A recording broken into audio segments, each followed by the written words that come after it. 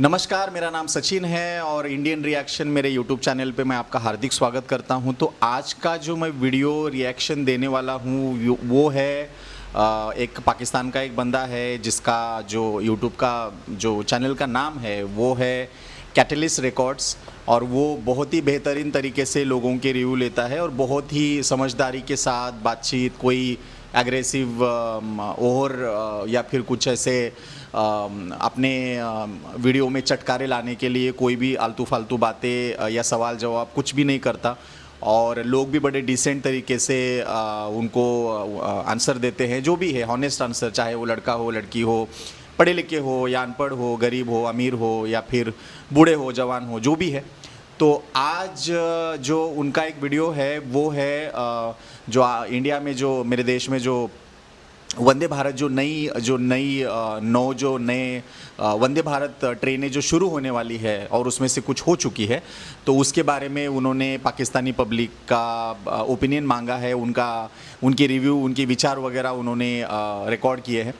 तो मैं उसी वीडियो पे मैं रिएक्शन दूंगा। तो सबसे पहले हम उनका वीडियो देखते हैं और उसके बाद मैं मेरी तरफ से बताऊंगा कि यहाँ पे क्या है, किस तरह से वंदे भारत चल रही है और कहाँ से कहाँ तक चल रही है। तो चलिए शुरू करें। यहाँ पर भी एक चीज़ थी कि जब इंडिया और कनाडा का इशू सामने आया तो क्या किया, इंडिया ने कहा कि जी कनाडा के सफारतकारों को यहाँ से निकालो, ऐसा ही है, और कनाडा ने इंडिया के सफारतकारों को वहाँ से निकाल दिया। अब ये चीज़ हमारे इमरान खान साहब भी कर सकते थे। जब उन्होंने कहा कि जी अमेरिका ने मेरी हुकूमत को गिराया है, तो आप उनके सफारतकार को उठाते, बोरिया बिस्तरा गोल करते और भगाते बाहर, क्यों नहीं किया? भगाया, यही तो सवाल है। मैं एक ही my answer could be like can be funny, but I think इसके हम तो उनके लेवल की IIT मूवी भी नहीं बना सकते, तो हम IIT के स्टूडेंट्स कहाँ से निकाल लेंगे। अफगानिस्तान में आपको पता है लिथियम पाया गया, बिल्कुल ठीक है, उसके बाद आपको पता है कि वो दुबई से भी ऊपर चला जाएगा। बिल्कुल। अब वहाँ पर किसकी ज़रूरत पड़ेगी? इंडिया की ज़रूरत पड़ेगी, क्योंकि इंडिया और चाइना के पास ही ऐसी मशीनरी मौजूद है जो उनको लिथियम निकालने में हेल्प करेगी। तो ये सबसे बड़ा इंडिकेशन है कि अफगानिस्तान भी आगे जाने वाला है through the help of China and through the help of India. Balochistan में इतने ज़खायर हैं कि हमने जिस तरह से बलोचिस्तान को इस्तेमाल किया ना पंजाब वालों ने, किसी ने नहीं किया। मैं कल अकबर खान भुट्टी की तारीख पढ़ रही थी, उनकी पूरी मैं वो पढ़ रही थी biography, and I was shocked कि उन्होंने बलोचियों के लिए क्या क्या जो है वो कुर्बानियाँ दी हैं। और मैं कहती यार हमारे यंगस्टर्स को पढ़ना चाहिए ये कि बलोचों ने किस तरह से अपने बलोचिस्तान को बचाया और आज हम उन्हें नोच के खा गए हैं। और माइट भी पॉसिबल कि वो हमारे पास पाकिस्तान में सिर्फ पंजाब रह जाएगा और कुछ भी नहीं रहेगा। अस्सलाम वालेकुम। वालेकुम सलाम। आपका नाम? कवल अमानत। क्या करती हैं आप? मैं स्टडी भी करती हूँ, काम भी करती हूँ, बहुत कुछ करती हूँ। मुझे ये बताएं लाइफ कैसी जा रही है पाकिस्तान के अंदर? लाइफ अगर सारे एंगल्स को देखा जाए तो ऑब्वियसली सब एंगल्स जो हैं वो अच्छे नहीं होते, लेकिन अल्हम्दुलिल्लाह जो सिचुएशन चल रही है पाकिस्तान में, मुझे लगता है कि मैं एक अच्छी सक्सेसफुल ज़िंदगी गुजार रही हूँ। अभी रिसेंटली अगर बात की जाए तो हमारी नेबर कंट्री, पड़ोसी कंट्री भारत के अंदर जो है वो 9 वंदे भारत ट्रेन जो है 11 स्टेट्स के अंदर लॉन्च कर दी गई हैं। स्पीड की अगर बात की जाए तो जिस तेज़ी से भारत की इकोनॉमी ग्रो कर रही है उसी स्पीड से वो भारत के अंदर जो है वो चलेंगी। क्या कहना चाहेंगी इस बड़ी डेवलपमेंट के ऊपर जो कि प्राइम मिनिस्टर नरेंद्र मोदी की तरफ से अपनी कंट्री के रहने वाले लोगों के लिए की गई है? First of all I want to say congratulations. जो भी है, जैसे भी है, जो भी कंट्री कोई चीज़ कंक्वायर करती है या फिर कोई नई चीज़ें इन्वेंट करती है, मुझे ये लगता है कि हमें उसको अप्रिशिएट करना चाहिए। अगर यहीं पर आप भारत की जगह अमेरिका का या लंदन का कोई और कंट्री का आप नाम लेते तो हर कोई इसको अप्रिशिएट करता है। लेकिन यहाँ पर बात यह है कि जब हम लोग इंडिया को थोड़ा सा भी उसकी साइड ले रहे होते हैं तो हमें कहते हैं कि जी ये तो जो है वो दहशतगर्द है, they are like why they are appreciating the India. लेकिन द थिंग इज, अगर आप किसी भी मुल्क ने अच्छा काम किया है, ख्वाह वो लंदन है, ख्वाह वो कोई और कंट्री है, ख्वाह वो इंडिया है, ख्वाह वो अफगानिस्तान है, ऑब्वियसली ख्वाह वो जो है वो अफगानिस्तान है, तो हमें उसको अप्रिशिएट करना चाहिए। तो अप्रिशिएशन के बाद मैं ये कहूँगी कि देखिए रिसेंटली हमें एक आई थिंक सो 1-1.5 माह पहले या मैक्सिमम 2 मंथ्स अगो हमें एक उनका वाक़या देखने को मिला था किसी एरिया में कि उनकी ट्रेन कोलैप्स हो गई, 1 नहीं 3 आई थिंक सो कोलैप्स हुई। तो आई थिंक सो उस लॉस के बाद उनकी ये अचीवमेंट बहुत बड़ा जो है वो उनके लिए अच्छा और और गुड साइन है, पॉजिटिव साइन है कि उन्होंने किस तरह से रिकवर किया। और यही जिंदा कौमों की निशानी है कि अगर उनको कोई लॉस होता है किस तरह से वो रिकवर करते हैं और अपने मुल्क के बाशिंदों को दिखाते हैं कि भाई अगर ये ऐसा हुआ था, ये फॉल्ट था, हमने इसको ये को क्लियर कर लिया। और उसके साथ भी हमने जो है वो टेक्निकली चीज़ों में बहुत ज़्यादा ग्रो किया है। तो जैसे आपने कहा कि इकोनॉमी बहुत ज़्यादा स्टेबल है, इकोनॉमी बहुत आगे जा रही है, ज़बरदस्त है। लेकिन आप कह रहे हैं कि ट्रेन ये वो जो भी इन्होंने अब अचीवमेंट की है, तो यहाँ से ये जो आप कह रहे हैं कि वक्त का ज़्यादा नहीं होगा, सब जो है यहाँ पर ज़िंदगी में ना कामयाब होने के लिए, एक सक्सेसफुल ज़िंदगी गुजारने के लिए ऑब्वियसली सबको पता है कि वक्त की पाबंदी बहुत ज़्यादा ज़रूरी है। बहुत बुरा लगता है कि जब आप लोग घर से टाइम पे निकले लेकिन आपकी कन्वेंस जो है वो आपको टाइम पे ना पहुंचाए, तो आपका जो है वो सारा दिन डिस्टर्ब जाता है। वो एक दिन डिस्टर्ब जाएगा, आपका अगला दिन डिस्टर्ब जाएगा, आपकी ज़िंदगी इरिटेशन स्टार्ट हो जाती है। तो आई थिंक सो कि ये एक अच्छी चीज़ है कि आपको आपका वक्त का ज़्यादा नहीं होगा। अगर आप टाइम को फॉलो कर रहे हैं तो आपको कन्वेंस भी वही मिलेगी जो आपको कम पैसों में ज़्यादा अच्छा जो है वो। मुझे यहाँ पे आप एक बात बताएं, अगर चाइना तरक्की कर ले तो पाकिस्तानियों के लहजे जो है वो बुलंद हो जाते हैं। सऊदीया में कोई तरक्की हो जाए तो हम कहते हैं देखो हमारा मुस्लिम कंट्री जो है, हमारा भाई, वो कितनी डेवलपमेंट कर गया है। लेकिन भारत की दफ़ा हम बिल्कुल धीमे धीमे हो जाते हैं और हम मतलब कोशिश करते हैं कि ना ही किसी को पता चले। बात है ना, हम हसद करते हैं, अप्रिशिएट नहीं करते। ये हमारा सबसे बड़ा फॉल्ट है। तो हमें देखना चाहिए क्योंकि हम बड़े सगीर पाको हिंद की स्टोरी किसको नहीं पता है। लेकिन मुझे आज भी इस चीज़ पर अफसोस है कि जो हमें पाकिस्तान में मुतालिया पाकिस्तान की हमें तारीख़ की किताबें पढ़ाई जाती हैं, एक्चुअली वो हिस्ट्री तो है ही नहीं। और जो भारत में उनको पढ़ाई जाती है वो भी हिस्ट्री एक्चुअली नहीं है। जो अंदर वाली बातें हैं वो तो हमारे शायद बुजुर्गों को ही पता है, जिनको हम लोग कहते हैं कि जी ये 100 साल पुराने इन्होंने बनते हुए देखा है पाकिस्तान को। आप उनसे जाकर पूछें तो आपको बेसिक हिस्ट्री पता चले। आप पुराने न्यूज़पेपर्स उठा के देखें जो पहले शाया हुए थे, अगर वो आपको कहीं से मिल जाते हैं, सर्चिंग करनी आनी चाहिए इंटरनेट पे, तब आपको पता चलेगा असल हिस्ट्री क्या है। छुपाया तो हम दोनों ममालिक से गया, हमें तो चाहिए था कि हम दोस्ती का हाथ आगे बढ़ाते, लेकिन हम लोग ऐसा नहीं कर रहे हैं। मुझे ये पता है कि हम लोगों ने तब दोस्ती का आगे हाथ बढ़ाना है जब हमारे पास जो है वो घुटने टेकने के कोई चारा नहीं होगा। क्योंकि आज हम ट्रांसपोर्टेशन के ऊपर बात कर रहे हैं तो मैं यहाँ पे ये पॉइंट ऐड करना बड़ा ज़रूरी समझता हूँ।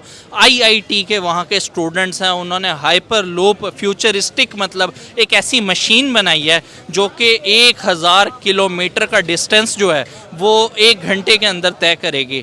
मुझे ये बताएं, R&D के ऊपर जितना काम हो रहा है, आए दिन आईआईटी के स्टूडेंट जो है कोई ना कोई बड़ी डेवलपमेंट लेके आ रहे होते हैं और ट्रांसपोर्टेशन में जितना तेज़ी से वो काम कर रहे हैं। मैं एक ही दो माई answer could be like can be funny, but I think इसके हम तो उनके लेवल की आईआईटी मूवी भी नहीं बना सकते, तो हम आईआईटी के स्टूडेंट्स कहाँ से निकाल लेंगे।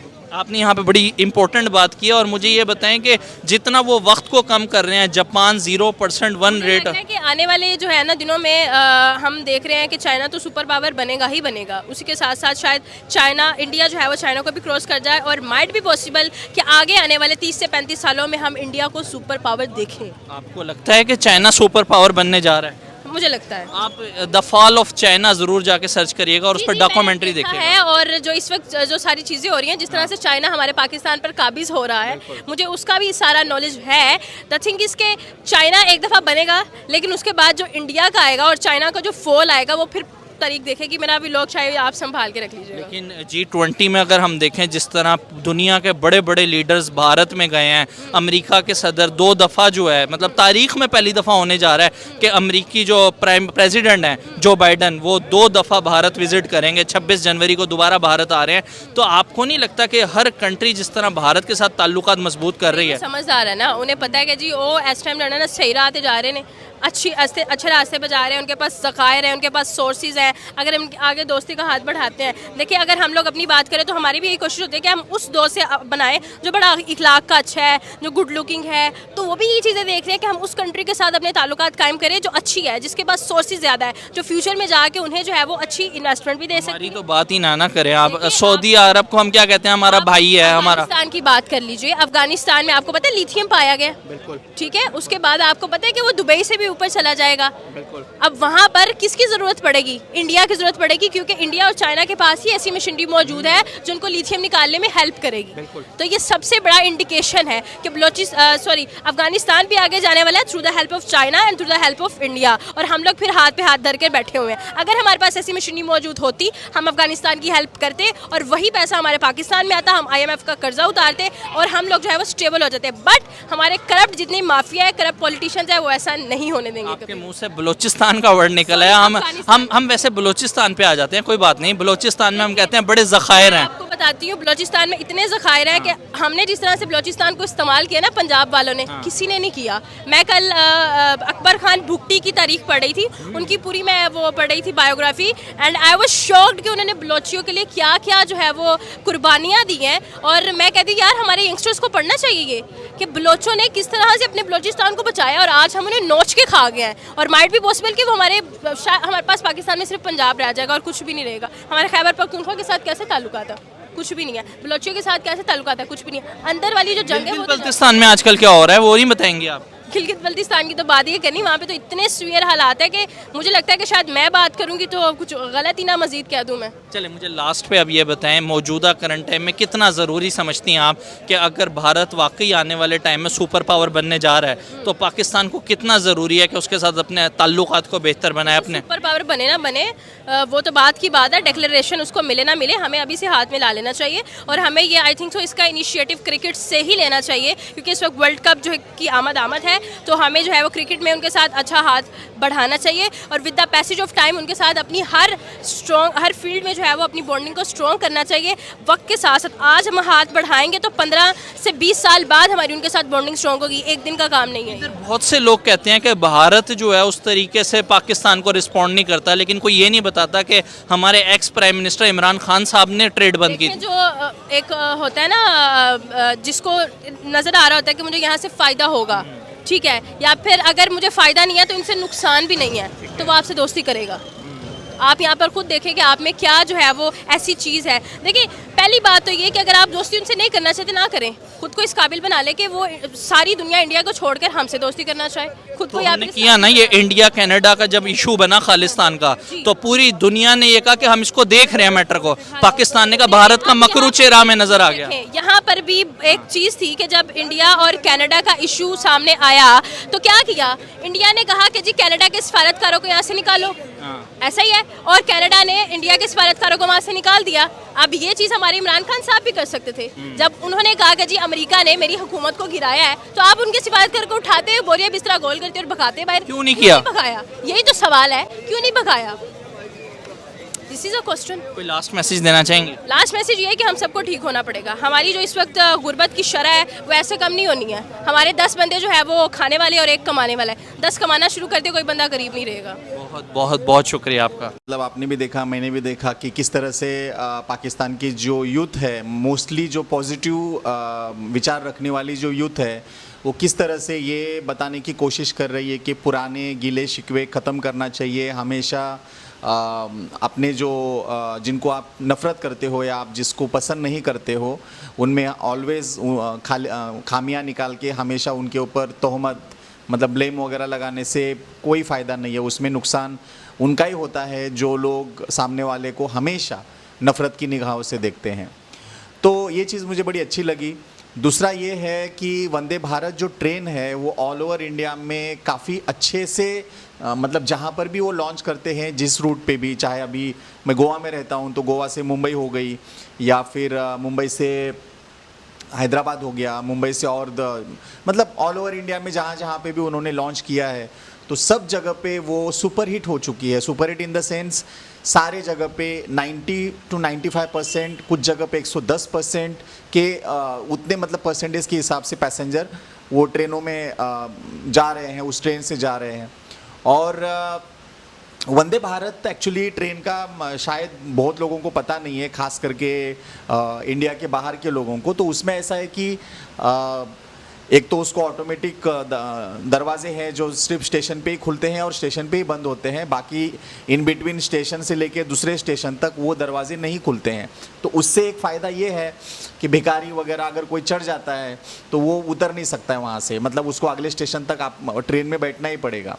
बहुत सारे ऐसे मतलब ट्रेनें हैं जिसमें खास करके जनरल कंपार्टमेंट में या स्लीपर में, जिसमें मतलब एसी नहीं होती, उसमें भिखारी हो गए या फिर किन्नर लोग हो गए या फिर और दूसरे जो लीगल जो नहीं होते हैं, ऐसे ही कोई चने बेचने वाले, पापड़ बेचने वाले, तो वो सब लोग इसमें नहीं आते हैं।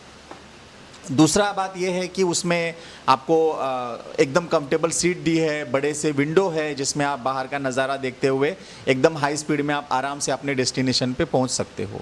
ये एक बहुत अच्छी बात है।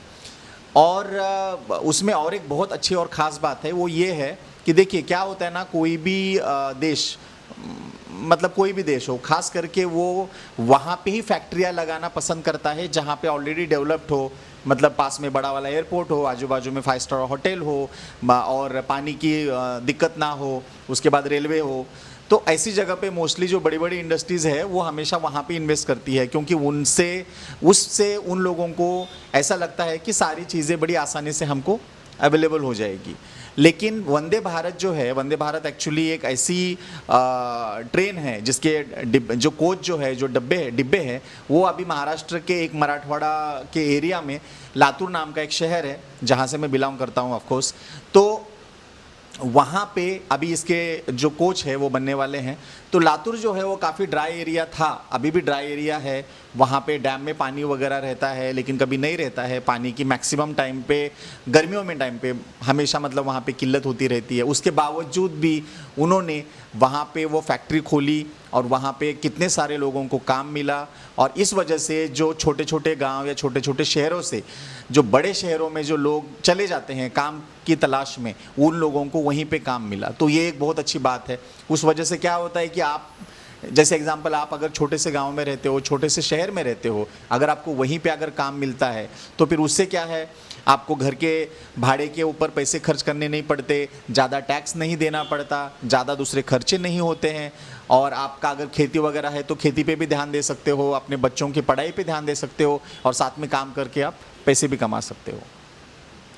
इंडिया और कनाडा का जो इशू है वो तो उसको तो मतलब वो सॉर्ट आउट होगा नहीं होगा, वो तो पॉलिटिशियन के और उसके वो इसके ऊपर डिपेंड है उसके ऊपर। तो उसके बारे में तो मैं अभी फ़िलहाल तो कुछ नहीं बोलना चाहूँगा।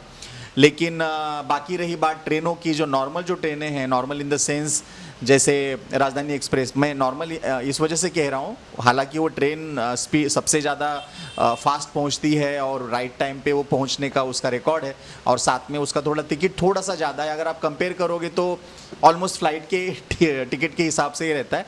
लेकिन एक जर्नी जो होती है ना, जैसे बहुत सारे लोग बोलते हैं कि मुंबई से दिल्ली आप राजधानी एक्सप्रेस से ट्रेवल करो, आपको बहुत मज़ा आएगा। तो बहुत सारे लोग ऐसे हैं जो ऐसे ट्रेनों से ट्रेवल करते हैं, तो उन्होंने उसमें और भी ट्रेनें निकाली, जैसे दुरंतो एक्सप्रेस हो गया, संपर्क क्रांति हो गया। तो ये ट्रेनें भी है जो ऑलमोस्ट राजधानी एक्सप्रेस की स्पीड से ही मिलती जुलती है, लेकिन उसका टिकट काफ़ी कम होता है और जो उनके जो स्टॉप होते हैं वो भी काफ़ी कम होते हैं। तो इस वजह से लोग जो है वो ट्रेनों से, ट्रेन एक ऐसा जरिया है जो आप 500 किलोमीटर के आगे का जो एरिया है, उसके आगे का जो डिस्टेंस है, उसके लिए ट्रेन सबसे बेस्ट मानी जाती है। खास करके सीनियर सिटीजन हो गए या फिर फैमिलीज़ हो गई, क्योंकि आप बस में भले स्लीपर हो, सिटिंग हो, आप मैक्सिमम 400 या 500 मतलब 12 या 15 घंटे का आप जर्नी कर सकते हो। लेकिन ट्रेन में क्या होता है ना, अगर आप ट्रेन में जा रहे हो, भले वो एक दिन से ऊपर की भी जर्नी हो, तो आपको उसका पता नहीं चलता है, क्योंकि सब सारी चीज़ें होती है, जैसे कंफर्टेबल सीट होती है, वॉशरूम होते हैं, आप थोड़ा सा अंदर घूम सकते हैं, स्टेशन आने के बाद स्टेशन पे उतर के आप प्लेटफॉर्म पे जा सकते हैं। तो ये सारी चीज़ों की वजह से मैक्सिमम जो लोग हैं भारत में, तो वो ट्रेन को प्रिपेयर करते हैं। और चाहे दिल्ली से गोवा हो गया, दिल्ली से साउथ में हो गया, या फिर साउथ से नॉर्थ हो गया, नॉर्थ ईस्ट हो गया, बहुत सारे ऐसे लोग हैं जो ट्रेनों से ज़्यादा सफ़र करते हैं। और ट्रेनों के टिकट भी उतने होते नहीं। अगर मान लो सेकंड एसी, थर्ड एसी में अगर आप जाते हो, अभी जैसे एग्जांपल मैं दे रहा हूँ, मुंबई से जो गोवा है, गोवा से जो मुंबई का है, वो थर्ड एसी का जो है वो लगभग 1000 रुपये, 900 रुपये तक का आता है। सेकंड एसी का 1400 से 1500 रुपये का आता है। और स्लीपर का जो है, स्लीपर मतलब क्या है एक्चुअली, उसमें सिर्फ एसी नहीं होती है, बाकी सब वैसा ही होता है। सीट्स वगैरह जो होते हैं वो थर्ड एसी के जो सीट होते हैं सिमिलर होते हैं, थोड़ा सा 19-20 का फ़र्क रहता है, लेकिन बाकी तो सेफ तो सभी होते हैं। और दोनों में भी मोबाइल चार्जिंग पॉइंट होते हैं। बस प्रॉब्लम बस ये है कि नॉन एसी में अगर आप ट्रेवल करते हो, खास करके गर्मी में, तो आपको फिर वहाँ पे गर्मी का सामना करना पड़ता है, जो एसी में जाने वाले लोगों को वो प्रॉब्लम नहीं होता है। तो मुझे बहुत अच्छा लगा ये आपका वीडियो देख के, और आज के लिए बस इतना ही। तो अगली बार हम दूसरी किसी नए वीडियो पे रिएक्शन देंगे। तब तक के लिए थैंक यू। और अगर मेरे वीडियो अगर आपको अच्छे लगते हैं और अगर आपको कुछ उसमें अगर आपको ऐसा लगता है कि कुछ अलग होना चाहिए तो प्लीज़ कमेंट सेक्शन में आप कमेंट करके मुझे बता सकते हैं। मैं डेफिनेटली मैं ऑलवेज़ एक्टिव रहता हूँ, तो मैं देखूँगा और उसके ऊपर मैं गौर करके मैं ज़रूर कोशिश करूँगा अपने वीडियोज़ को सुधारने की। तब तक के लिए थैंक यू।